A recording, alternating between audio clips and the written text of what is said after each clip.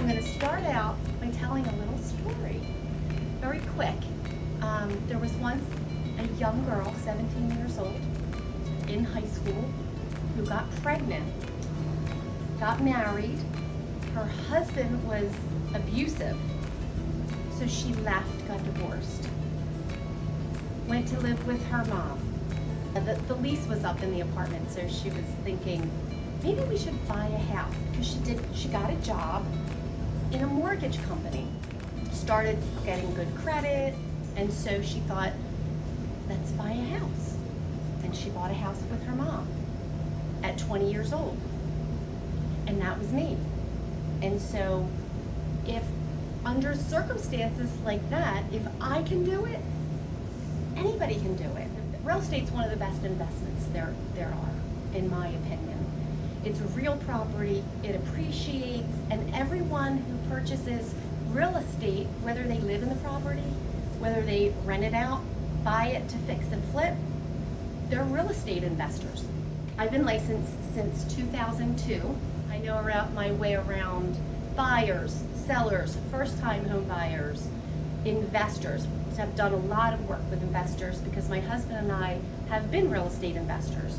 We've been landlords, and currently we have a property in Western Pennsylvania that we've been rehabbing. So we've also renovated multiple properties over the years,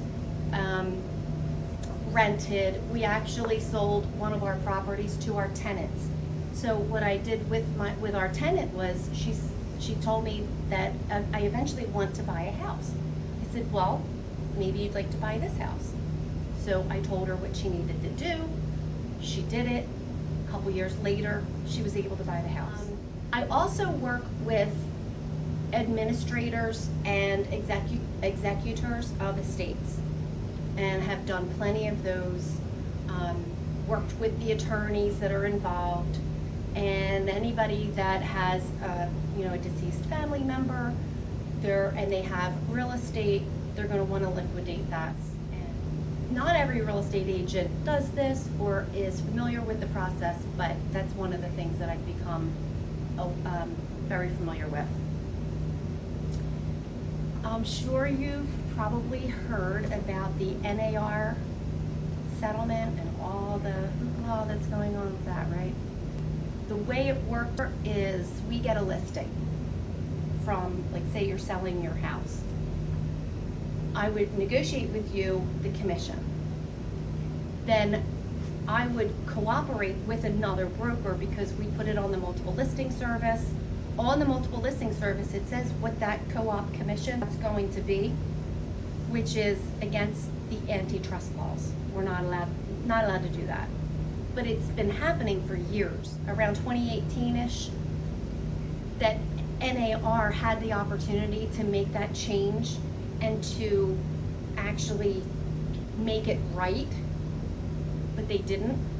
And that's why now the lawsuits have come. There's supposed to be more lawsuits coming. They're settling for like millions of dollars, and it could have all been avoided if they just would have done the right thing. So that takes me to a few years ago when I joined Realty Mark Cityscape. I did so because I no longer wanted to be a member of the NAR. Because over the years I just didn't feel like they were promoting my beliefs, and they kind of force you to take their mindset on, and I don't want to be forced to take on someone else's mindset. So we looked around for brokers that would allow us not to have to be a member of the NAR. Couldn't find any until I remembered an agent that I had worked with on a transaction who told me that he wasn't a member. And back then I didn't understand that because I thought every real estate agent had to be a member of the NAR. And when you're a member of the NAR, you then get to use their trademark or title, Realtor, which by the way is Realtor, not Realtor.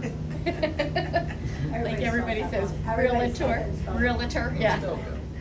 So I didn't care. It didn't matter to me what title. I'm a real estate agent, and that's fine with me. I'm the same person. I have the same knowledge. It doesn't really matter. So I was fine with that. Plus, you don't have to pay the fee.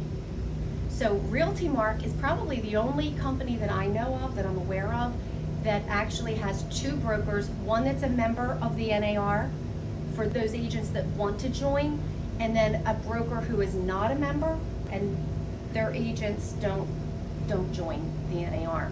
And that's the right way to set it up. They're 2 separate companies. Buyer's commission too is going to change.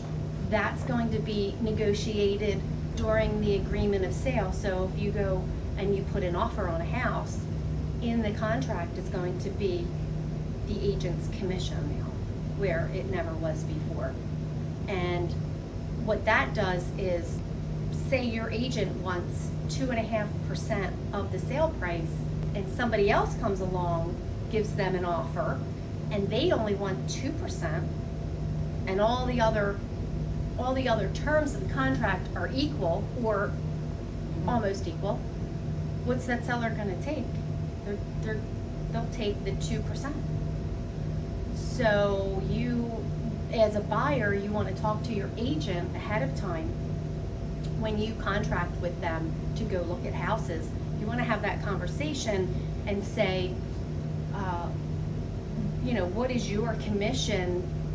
Because sometimes they may even say in their buyer agency contract that the buyer is responsible for the balance, what's left over. A lot of times buyers don't have extra funds. There's a lot of things that are going on that need to be worked out still. So let me do a question. All right. I like the box. Who knows what NAR stands for? National Safety Realtor. Stupids. Okay, which prize do you I'm want? gonna get it out of my mouth because I know he's. Erica got it. Which prize do you want? I'm not telling you what's on there. Erica. Okay, I'm gonna take the tote bag. This one? Yeah, I will take the tote bag. Okay. Thank you. You're welcome. Enjoy your little All right, take a picture of her.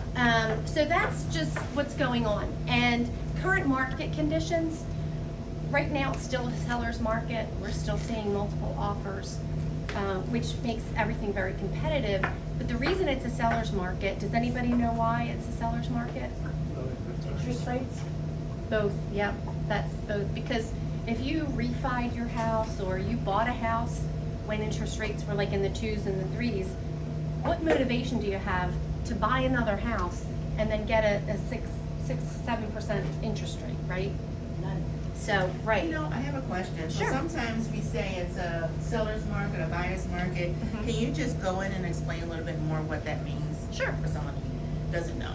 Sure. A seller's market is when the seller is the one that's benefiting the most. So a seller will get multiple offers because there's not enough houses on the market, and so everybody's trying to get that one property. It also creates, for sellers, it creates more profit for them, because buyers will then say, I really want this house, I've been looking for 10 months, and I want to get this house, so I'm going to bid $20,000 over asking price. And that can happen. And I had somebody bid $40,000 over asking. Now, my buyers had the cash that and there's different ways you can structure your offer. You can either have it structured where it's if the appraisal comes in, then you'll pay that amount. And that's why you need to have a savvy listing agent, because that listing agent needs to understand how the deal's being structured. So if they're just going to base it on the appraisal, you might not have to pay anything over asking. But if you say, okay, we need to see proof of funds that you have that extra cash in case the appraisal doesn't come in, my seller's still getting that $20,000, because we could have taken another offer, but since you're offering this much more, then my seller wants to take that. So there's different ways that you have to make sure as a buyer's agent that you're structuring it properly, and as a listing agent that you're working in your best interest for your seller. And that's really what it all comes down to on both sides. So the seller's market, usually it's not as slow like this, especially for so long. I mean, it's been a seller's market and it's been low inventory for longer than I've ever seen. That's typically a seller's market. And in the last, I would say, maybe 8 years or so, I've noticed fall is the new spring, because what was happening was fall was just as active as the spring market, and sometimes even more so than the spring market. So buyer's market would be, there's tons of properties on the market. Sellers can't sell their house because there's so many options for buyers, and buyers can say, give me everything that I want and I'll buy your house, and the seller's like, whatever you want, anything you want, and that's pretty much what a buyer's market would be. Sure. Buying a house, and even if you're selling a house and then going back, you're going to buy a house, you need to have, what do you need to have in order to go buy a house? If you're not paying with cash, credit. You need to have good credit. And a lot of people aren't aware of what their credit score looks like. Some people that don't pay their bills on time, they don't realize how much that affects their credit score, and their ability to get a loan. Some people do, and they either don't care at the time, or they try to kind of like pretend like, oh, I didn't know, but they really did, and that happens too. There are people like that. So what I always tell anybody who wants to listen is, whenever you are ready to buy a house, whether it's today, tomorrow, 5 years from now, or 10 years from now, go to a lender and get pre-approval. Because this way they'll check your credit, like Erica knows, right? They'll check your credit. They'll let you know what it is you need to do to prepare. So if there's something negative on your credit report, you need to get that off, or you need to pay it off, or whatever it is that you need to do to get your credit score back up. And then it's just a matter of maintaining it. And listen, there's no shame in having bad credit, because we all go through things. Everybody goes through times of struggle. So, and for different reasons. So there's never any shame in that, never any judgment.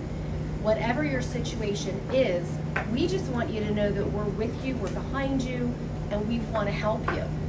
Anybody that, knows anyone that's buying a house, that wants to buy an investment property, has someone unfortunately deceased in their family and needs some help, or is selling their property, you know where to send them.